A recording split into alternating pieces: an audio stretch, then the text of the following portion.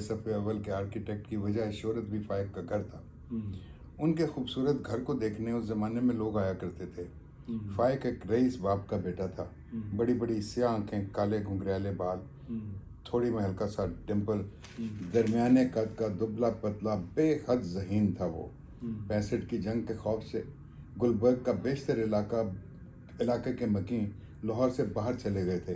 खाली वीरान सड़कें, रात को घुप अंधेरा ब्लैकआउट की वजह से, और हर सू तोपों की घनगरज जिससे हमारे घरों के दरो दीवार, खिड़कियां और इनमें लगे शीशे हर वक्त कांपते रहते थे। उसी तरह की एक खामोश और वीरान रात में घर के सामने सुनसान सड़कों पर चल रहा था कि दूर से कुत्तों के भौंकने की आवाज़ आई। अजीब बात है जानवरों की, वो मौके की नज़ाकत को बड़ी जल्दी भांप जाते हैं। जंग के घनगरज ने कुत्तों का भौंकना बंद करा दिया था।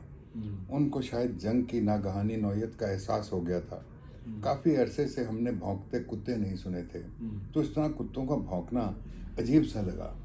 अंधेरे में झांका तो सफ़ेद सलवार कमीज़ में मलबूस फाइक एक अजीब सी मखलूक लगा मुझे। अंधेरे से बाहर आता हुआ वो अचानक मेरे सामने आकर रोशन हो गया। मुस्कुरा कर हेलो कहा और मेरी तरफ हाथ बढ़ा दिया। आई एम फाइक। मैंने भी हाथ बढ़ा दिया, ये कहते हुए, ओह तो ये कुत्ते तुम पर भौंक रहे थे। फाइक मुस्कुरा कर बोला, कुत्ते अमूमन गुस्से में भौंकते हैं, अभी ये मुझ पर नहीं अपनी खुशी पर भौंक रहे हैं। मैंने कहा, खुशी? कैसी खुशी?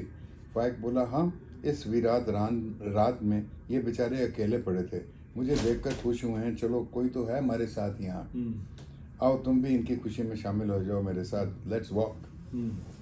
और वो वॉक हमको बहुत दूर तक ले गई। फाइक मुझसे शायद 2 साल बड़ा था।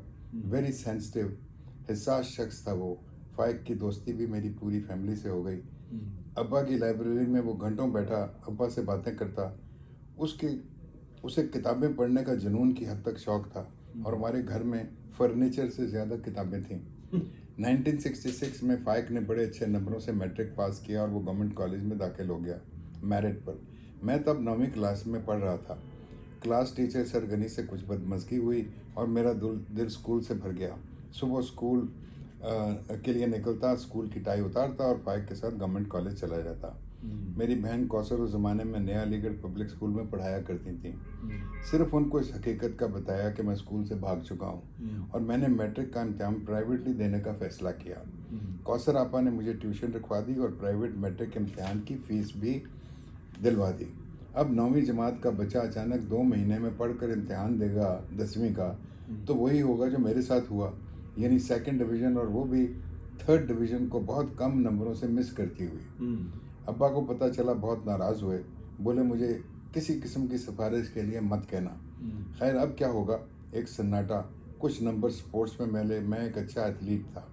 शोएब हाशमी साहब के गोडे गिटे पकड़े तो ड्रामे की ऑडिशन में कामयाबी हुई। कुछ नंबर और मिल गए। फिर अचानक अपनी किनशिप की तरफ देखा। मेरे परदादा पीर कमरदीन गवर्नमेंट कॉलेज से 1868 में ग्रेजुएट किए थे। फिर दादा और फिर वालिद। गरज मैं पीरों की